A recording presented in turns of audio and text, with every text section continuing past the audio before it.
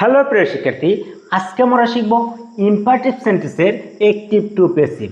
এখন প্রশ্ন, active to passive করতে গেলে কয়টা কার্য? অ্যাক্টিভ টু প্যাসিভ করার জন্য 5টি কার্য আমরা শিখছিলাম। নাম্বার 1 আমাদের কার্যটা কি ছিল? অ্যাক্টিভের যে অবজেক্ট থাকবে প্যাসিভ লাইনে তাকে সাবজেক্ট বানাতে হবে। নাম্বার 2 টেন্স অনুযায়ী একটা বি ভার্ব নিতে হবে। নাম্বার 3 যে মেইন ভার্ব থাকবে তার পাস্ট পার্টিসিপল ফর্ম অর্থাৎ বি3 বসাতে হবে। নাম্বার 4 এক্সট্রা একটা অতিরিক্ত ওয়ার্ড আনতে হয়, তার নাম আসলে কি বাই প্রিপোজিশন। অনেক সময় টু বা উইথ ইউজ করা হয়, তবে 90% আমরা বাই ইউজ করি। নাম্বার 5 যে অপশনটা আমাদের ছিল সেটি ছিল অ্যাক্টিভের যে সাবজেক্ট থাকবে তাকে প্যাসিভে নিয়ে অবজেক্টিভ ফর্ম ইউজ করতে হবে। এই যে 5টা কার্য আমরা শিখছিলাম, তো প্রথম এখন প্রশ্ন, ইম্পারেটিভ সেন্টেন্স কাকে বলে? ইম্পারেটিভ সেন্টেন্সের শুরুতেই থাকবে ভার্ব। তাহলে শুরুতে যদি সাবজেক্ট না থাকে, তুমি কি তাকে বাই দিয়ে অবজেক্টে নেওয়ার প্রয়োজন আছে? না। এখন প্রশ্ন, ইম্পারেটিভ সেন্টেন্সটা যদি আমরা অ্যাক্টিভ টু প্যাসিভ করতে চাই, আমাদের যে রুলটা মাথাত মুখস্থ রাখতে হবে, এই রুলটি হচ্ছে let plus object plus B plus বি3। এখন প্রশ্ন হচ্ছে, আমি তো পড়লাম কিচ্ছু বুঝলাম না, রিজনটা কি? রিজনটা আমরা একটা এক্সাম্পল দেখলেই বুঝতে পারবো। অ্যাক্টিভটা আমাদের কি দেওয়া আছে?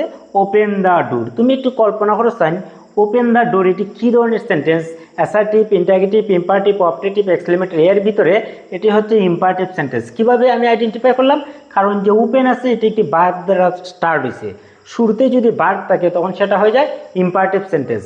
আরও কয়েকটি বৈশিষ্ট্য তুমি মনে রাখবা, প্লিজ, কাইন্ডলি, ডু নট, এই ওয়ার্ডগুলো দ্বারা যদি কোনো সেন্টেন্স স্টার্টিং করা হয় তখন সেটা হয়ে যায় কি? Imperative sentence. আর মোস্ট ইম্পর্টেন্ট যেটা, ভার্ব দ্বারা স্টার্ট হবে, অর্থাৎ সাবজেক্ট এখানে থাকবে না। আই, উই, হি, সি, কোনো ব্যক্তি বস্তুর নাম এগুলো কিচ্ছুই থাকবে না। এটা কি দ্বারা শুরু হবে? ভার্ব দ্বারা শুরু হবে। তাকে বলা হয় কি? Imperative sentence. তুমি যেহেতু ইম্পারেটিভ সেন্টেন্স এটা বুঝে নিচ্ছো, তার মানে তোমার শুরুতে কি আনতে হবে? একটা লেট ইউজ করতে হবে। এটা কিভাবে আমি বুঝলাম?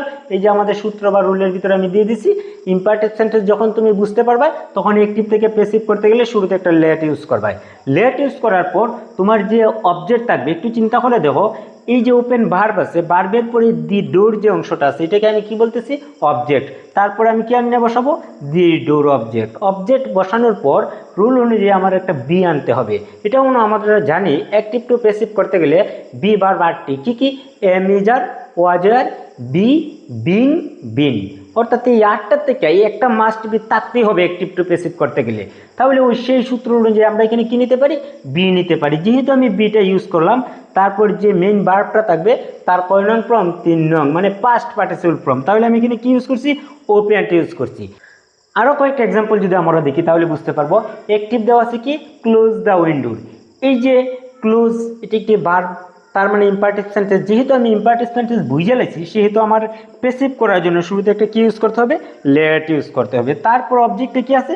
দি উইন্ডো, আমি বসাই দিলাম দি উইন্ডো। আর একটা অতিরিক্ত একটা বি ভার্ব নিতে হয়, তার নামটা কি? বি। কখন? ইম্পারেটিভ সেন্টেন্স হলে কি নিতে হবে? বি। তারপর যে ভার্বটা থাকবে তার 3 নং ফর্ম, মানে past participle form closed use করে দিছি। অ্যাক্টিভ টু প্যাসিভ হয়ে গেছে ইম্পারেটিভ সেন্টেন্সের। আরেকটা যদি আমরা একটু দেখি, রাইট এ লেটার। তুমি একটু কল্পনা করে দেখো, রাইট মানে লেখা, অ্যাকশন ওয়ার্ড, কাজ, তার মানে এটা ইম্পারেটিভ সেন্টেন্স। যেহেতু তুমি বুঝতে পারছো শুরুতে না বসাইতে হবে লেট, তারপর অবজেক্ট এ লেটার বসাই দিলা, এ লেটার, একটা অতিরিক্ত একটা বি ভার্ব আনতে হয়, তার নামটা কি? বি। তারপরে যে ভার্ব থাকবে তার 3 নং ফর্ম, মানে পাস্ট পার্টিসিপল ফর্ম। তাহলে ইজিলি তুমি ইম্পারেটিভ সেন্টেন্সের অ্যাক্টিভ টু প্যাসিভ তুমি করতে পারবা। এখনই যদি সেটা নেগেটিভ হয়, অর্থাৎ ইম্পারেটিভ সেন্টেন্সের ক্ষেত্রে নেগেটিভ ইম্পারেটিভ সেন্টেন্স কিভাবে করতে হয় এটি একটু ভালোভাবে দেখে নেই। আমাদের যে রুলটা দেওয়া আছে, লেট নট শুরুতে আনতে হবে।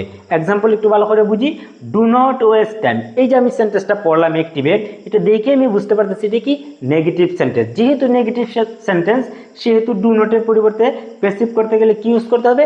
Let not. Let not use করার পর সেম আগের রুল, আমার অবজেক্টের সাবজেক্ট বানাবো, এক্সট্রা ওয়ার্ড বি ভার্ব একটা বি নিব, তারপর যে মেইন ভার্বটা থাকবে মেইন ভার্বের 3 নম্বর ফর্ম ওয়েস্টেড। আরেকটা অ্যাক্টিভ টু প্যাসিভ আমরা দেখি, তাহলে ইজিলি বুঝতে পারবো। Do not tell a lie, most important এক্সাম্পলটি কিন্তু বহুল ব্যবহৃত।